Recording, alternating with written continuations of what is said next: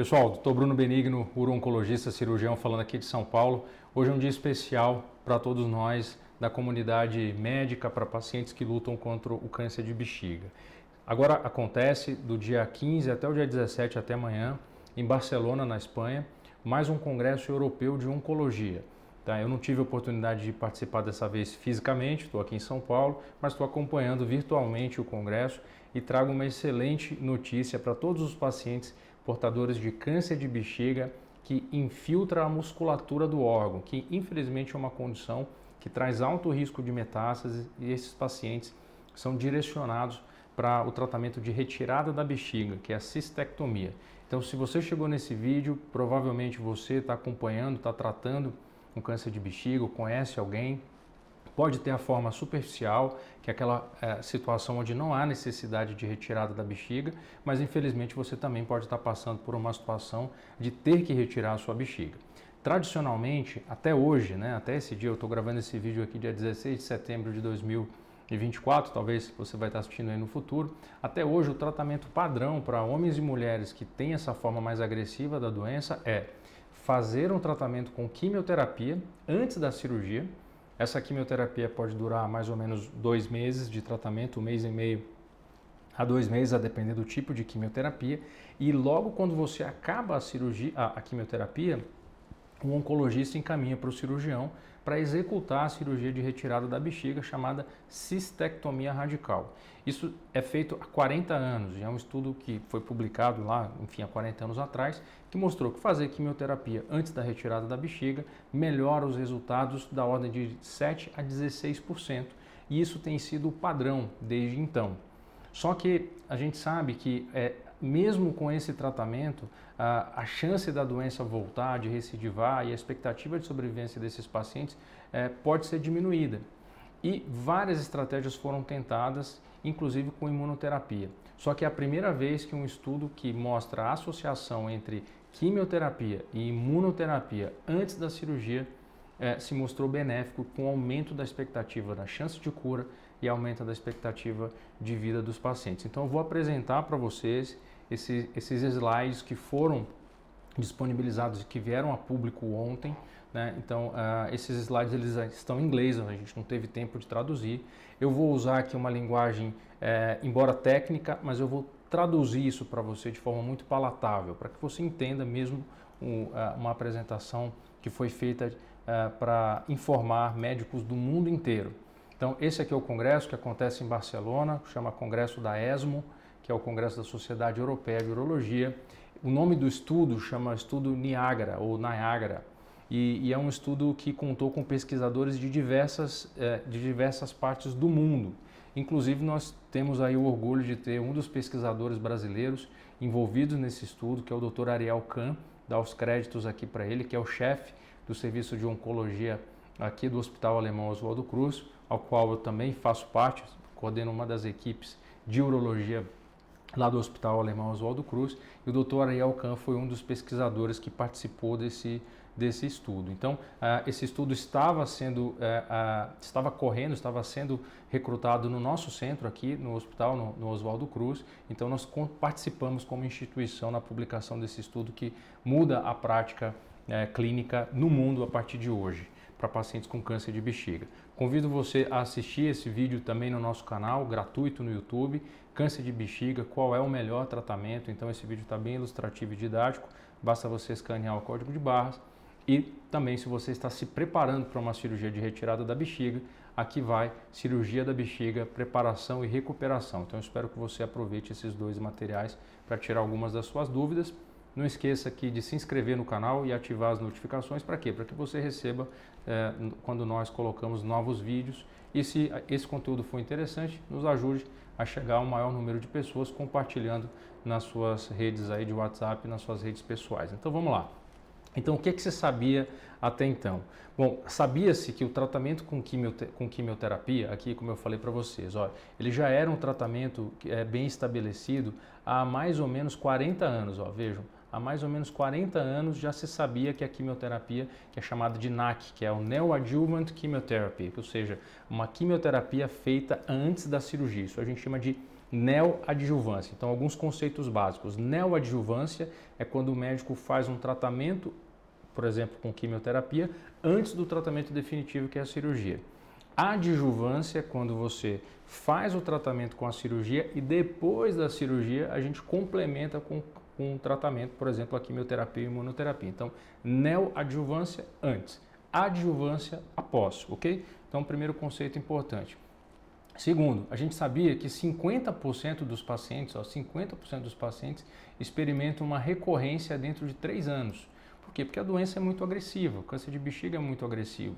Então, mesmo a gente seguindo tudo isso, ainda existe um risco de recorrência.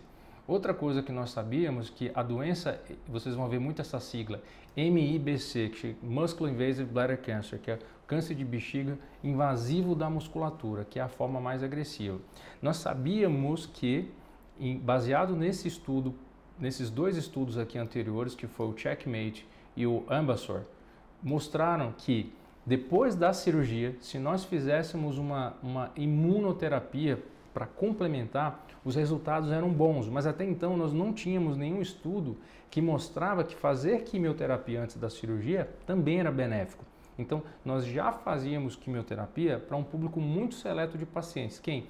Aqueles que nós retirávamos a bexiga, mas ainda existia o alto risco de ter doença residual. Então, nós dávamos a imunoterapia para diminuir o risco da doença voltar.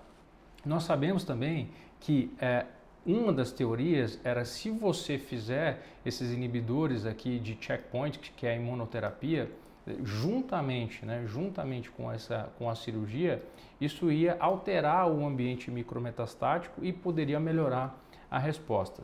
Outro ponto importante é que essa droga aqui, grava esse nome, durvalumab. Esse durvalumab é uma imunoterapia, ela é feita na veia do paciente. E esse durvalumab já tinha se mostrado benéfico em um estudo menor, né, com pacientes com doença músculo-invasiva. Então, a pergunta aqui nesse estudo é, ora, se num estudo menor, preliminar, essa droga, o durvalumab, já tinha melhorado o resultado dos pacientes, e se nós desenhássemos um estudo maior, agora randomizado, para tirar o viés da aleatoriedade, e testássemos essa hipótese. Então, esse estudo que eu vou apresentar para vocês, que é o Niagara, é exatamente o estudo científico que testou essa hipótese. Então, ele responde uma pergunta muito simples. Será que se nós acrescentássemos a imunoterapia, a quimioterapia, antes da cirurgia, os pacientes vão viver melhor? Os pacientes vão ter uma taxa de cura maior? E a resposta do estudo é sim. Vamos em frente. Então, vou passar aqui o próximo slide. Bom, como é que foi o desenho desse estudo? Toda vez que a gente está diante de um estudo científico, a gente sempre apresenta, né, para o outro médico esse diagrama. Então isso aqui é muito importante. Parece complexo, mas é muito simples. Nessa área bem aqui, nessa primeira caixinha, a gente chama de população do estudo, ou seja, quem foi estudado. Vocês vão ver que aqui tem 2 braços, a gente chama de braço, o braço 1 e o braço 2. O braço de cima é chamado braço da intervenção, ou seja, é a hipótese que a gente quer testar, ou seja, é o tratamento novo.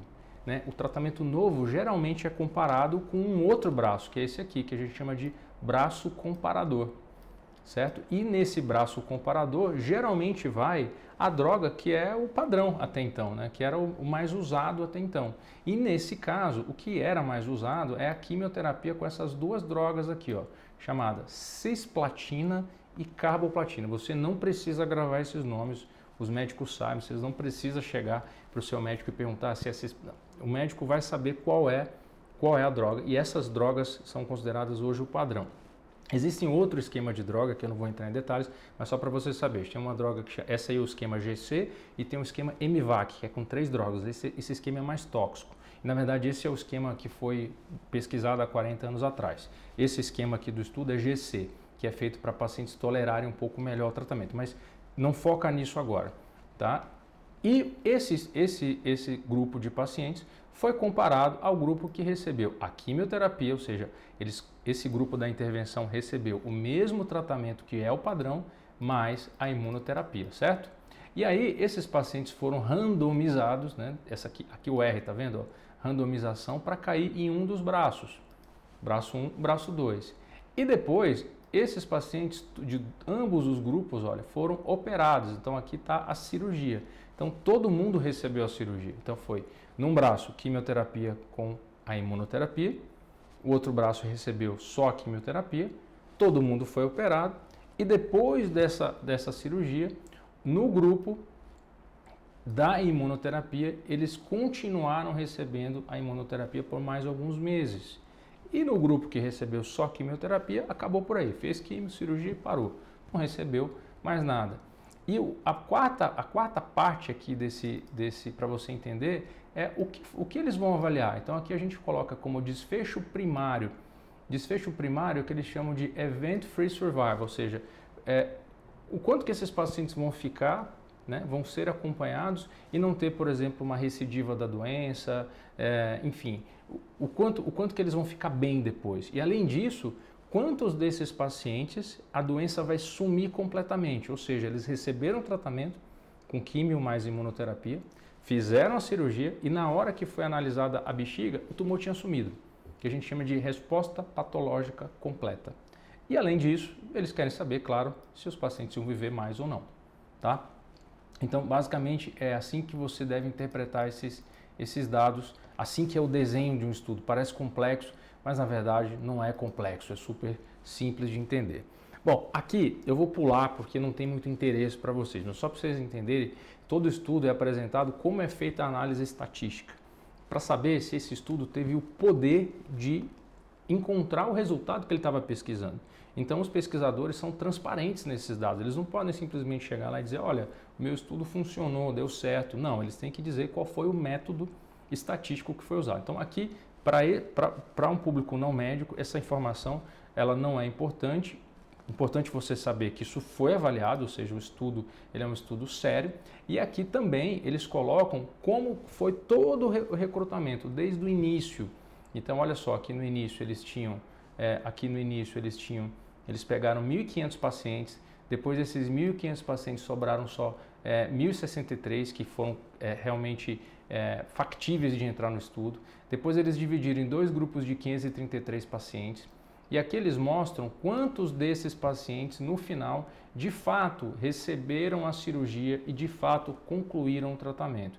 Então a gente percebe que de todos os pacientes que estavam recrutados para fazer cirurgia, mais ou menos aqui, ó, a gente está falando de 20% deles acabou não completando a terapia neoadjuvante, recebendo completamente a imunoterapia. E esse número foi muito parecido com o placebo. Então, a gente olha para esse quadro para saber se houve algum desequilíbrio ali, né? Porque você pode dizer, o tratamento foi melhor porque eles receberam mais remédio e o grupo que era o controle, o placebo não, o grupo com a medicação, com a quimioterapia de controle, recebeu uma dose menor, então por isso que foi pior. Então, aqui é uma transparência. E no final sobraram 379 pacientes para análise final. Isso não significa que os outros faleceram, significa que esses eram os pacientes que seguiram à risca todo o protocolo que foi proposto inicialmente pelos autores do estudo. Aqui, a segunda fase desse estudo é responder quem são esses pacientes, quais são as características dele que foram estudados. Então eles novamente vão colocar duas tabelas e vão comparar o braço da intervenção com o braço do controle. Por que é importante? Vou voltar aqui. Por que é importante o controle? Não adianta você dizer que o remédio foi bom. Você tem que comparar com uma coisa que era o padrão. Ele tem que ser bom em relação ao que já era bom, ao que já funcionava. Ou seja, ele tem que mostrar que foi melhor. E por isso que o braço controle é muito importante nesses estudos dessa natureza. Ok, pessoal? Então vamos em frente. Aqui a gente consegue ver as características. O que vocês têm que entender? Que quando você olha esses números aqui, ó, eles são muito parecidos. Significa o quê? Que a população era muito semelhante. Vejam, a maioria, 80% era homem nos dois grupos. A gente viu também que 78% dos pacientes tinham uma boa forma física, 80% tinham uma boa filtração do rim nos dois grupos, 70% em cada grupo tinham tumores que expressavam agentes que induziam a resposta imunológica, 90%, quase 90% dos pacientes tinham um tumor que a gente chama de urotelial clássico, ou seja, não eram tumores esquisitos, eram tumores os mais comuns. E 90% dos pacientes tinham doença só na bexiga, ou seja, os grupos eram comparáveis, porque você pode pegar, por exemplo, dois grupos de paciente, um grupo de paciente que estava muito mal e você dá uma droga, E ele melhora muito com aquela droga. E o outro que não estava tão mal, ele não teve tanta resposta. Aí você vai chegar a uma conclusão errônea. Por quê? Porque os grupos eram diferentes. Então, todos esses vieses científicos são importantes para que a gente tire o acaso, tire o que não é resultado, o que é ruído. Então, isso é muito importante numa análise estatística quando você está analisando um estudo como esse. E aqui começa a curva dos resultados, tá? O que eu vou explicar para vocês? Vocês vão ver duas curvas. Essas curvas, elas dizem sobre a probabilidade de um evento acontecer, certo? Então, quanto mais reta a curva, significa que aquele evento que eu quero observar, por exemplo, a morte, que eu não quero ver, mas que eu quero rastrear, né? Morte, recidiva, dor, tudo isso pode ser mapeado dentro de um estudo científico, tá? Então, o que a gente vê aqui, ó? Isso aqui, o que você vai ver é a Event-Free Survival. O que é isso? É a chance de um paciente ter recebido o tratamento e não ter acontecido nada, ou seja, de estar tudo bem com ele, no intervalo de X meses. Aqui então é a linha do tempo em meses, ó. Então se a gente olhar bem aqui, ó, em 24 meses, em 2 anos, a chance do grupo que recebeu só a quimioterapia e a cirurgia, sem imuno, está livre de qualquer problema, está livre, está tudo bem, é de 59%. Agora, se essa mesma população similar receber o tratamento com quimioterapia e imunoterapia, a chance de estar bem em 24 meses passa a ser 67%. Então, houve uma melhora da chance de estar livre de evento, de nada ter acontecido, da doença não ter voltado. Então, aumentou a chance do paciente estar bem quando a gente faz essa associação. Então, para cada evento que a gente quer observar, existe uma curva dessa. Olha só, essa aqui é uma análise que a gente chama de sensibilidade. Deixa eu passar aqui para vocês mais para frente, que é a análise que interessa. E aí, olha só que interessante, esse aqui é um gráfico que parece complexo, mas você fala assim, não, tudo bem, melhorou. Mas melhorou em todo mundo? Será que todos os pacientes responderam naquele grupo de forma igual? Aí que vem uma análise que a gente chama de análise de subgrupo. É como se eu quisesse peneirar esses dados, né? Então eu olho para essa análise de subgrupo, vocês não precisam gravar esses números. Gravem o seguinte, essa linha aqui, tudo que aparece que toca ao meio é que não teve benefício. Tudo que está para cá significa que foi pior, que piorou a vida do paciente. E todos os grupos que estão para cá, para essas bolinhas que estão para cá, significa que foi melhor. Então percebam que esses pontinhos pretos aqui, ó, todos estão para a esquerda da linha, dessa linha aqui que eu desenhei. Todos estão à esquerda. Então significa que, independente da idade, independente do sexo, independente da raça, independente do tipo de tumor, independente de todas as características, a medicação ela foi benéfica. Então o que você tem que entender aqui é que quanto mais para a esquerda esses pontinhos estão, o remédio foi benéfico naquele subgrupo, tá? Então mostra aqui uma consistência no resultado, independente do subgrupo. Lembra que eu falei para vocês que o estudo tinha 2 objetivos primários? Um era saber se o paciente ia ficar livre de ter uma intercorrência, um evento, né, de retorno da doença em X anos, no caso aqui 24 meses. E também a gente queria saber se o tumor ia sumir, quantos por cento dos pacientes que recebiam essa medicação, o tumor ia sumir completamente. E esse estudo dá pra gente aqui, ó, uma análise agora de abril de 2024, mostrando que nos pacientes que receberam só quimioterapia seguida de cirurgia, o tumor sumiu completamente em 27%. Já quando ele recebe quimioterapia, mais o durvalumab, mais a cirurgia, ou seja, eles foram operados, 37% de resposta. O que você pode concluir disso aqui? O que eu posso te explicar disso? Ora, significa que o tumor teve uma resposta melhor, o tumor sumiu, desapareceu em 37% dos casos. Ora, se o tumor desapareceu, significa que aqueles pacientes possivelmente tiveram um resultado, um desfecho melhor. E aqui, digamos que a grande vedete aqui do estudo, né? Que é o gráfico de sobrevida global, né? O gráfico de sobrevida global, olha só, lembra que eu falei para você? Como a gente interpreta isso? Quer dizer que em 24 meses, a chance de estar vivo quando você recebe quimioterapia e retirada da bexiga é de 75%. Mas, se você recebe quimioterapia mais durvalumab, que é a imunoterapia, mais a cirurgia, a chance do paciente estar vivo sobe para 82%, o que dá uma diminuição do risco de morte da ordem de 25%. Portanto, isso aqui vai levar à aprovação dessa associação de medicações como o novo padrão de quimioterapia neoadjuvante, lembra? Antes da cirurgia de retirada da bexiga. Repito, tudo que eu estou falando aqui não cabe se você tem um tumor que não invade a musculatura. Isso aqui só cabe para aquelas pessoas que têm um tumor invasivo da musculatura e que estão na rota de fazer uma cirurgia radical de retirada da bexiga. Isso é muito importante. Então, isso não é para todo mundo que tem câncer de bexiga. Repito, não é para todo mundo que tem câncer de bexiga.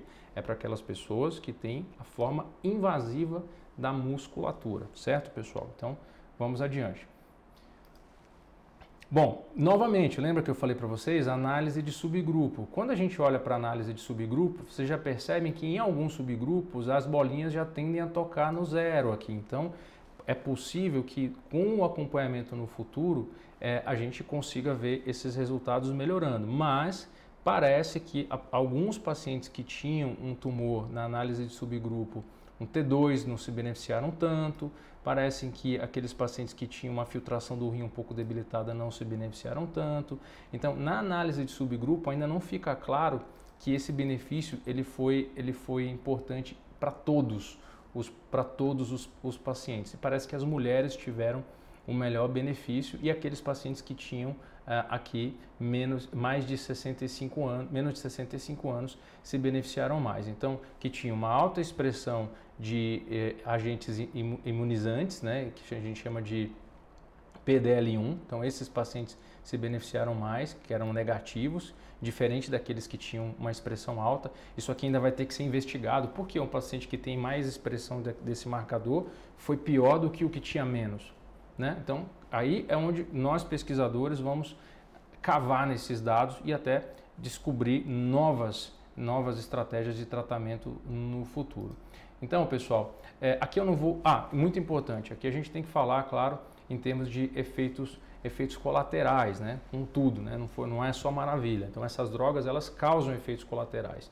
Quando a gente olha em efeitos colaterais, a gente percebe que pelo menos 70% dos pacientes em cada braço, olha só, teve algum efeito colateral. Então, a droga ela pode causar efeitos colaterais, mas felizmente o evento morte em decorrência do efeito colateral foi muito baixo. Tanto nos dois grupos, a gente está falando de 5% e 6%.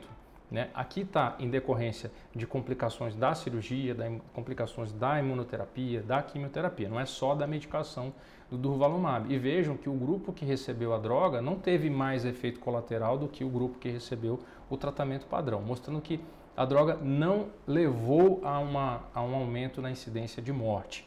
Tá?